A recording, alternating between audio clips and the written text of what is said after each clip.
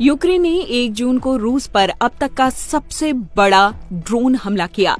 Ukraine ने इस हमले में रूस के 5 बड़े एयरबेस को तबाह कर दिया। इस हमले में रूस के 40 से ज्यादा फाइटर जेट्स ध्वस्त हो गए। मगर सवाल ये है कि यूक्रेन के इन ड्रोन हमलों को रोकने में रूस नाकाम क्यों रहा? आखिर रूस के S-400 जैसे दुनिया के सबसे ताकतवर एयर डिफेंस सिस्टम फेल कैसे हो गए? रूस से आखिरकार चूक कहाँ हुई? चलिए समझते हैं। क्या S-400 हो गया नाकाम? रूस पर यूक्रेन के इस हमले को S-400 का फेल्योर नहीं माना जा सकता, क्योंकि S-400 ऊंचाई और अधिक दूरी वाले हवाई हमलों को नाकाम करने के लिए है। यूक्रेन का ये ड्रोन हमला हवाई हमला नहीं था, बल्कि इसे कंटेनर से लॉन्च किया गया, जिसकी ऊंचाई बेहद कम थी। ऐसे में इन ड्रोनों का लक्ष्य कम दूरी पर था, जहां वो अपनी लोकेशन पर बहुत कम सेकंड्स या मिनटों में ही पहुंच गए।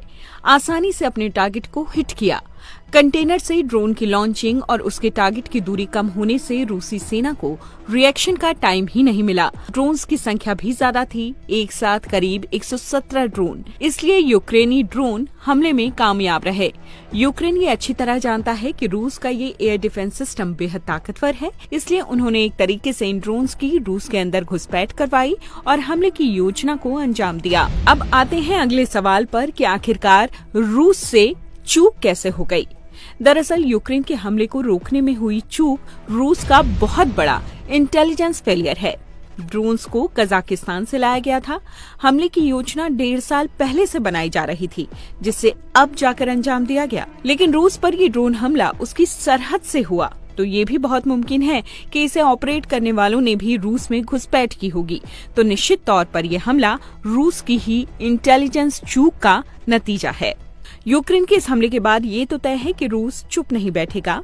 बहुत मुमकिन है कि आने वाले वक्त में रूस यूक्रेन पर किसी बड़े अटैक को अंजाम दे दे।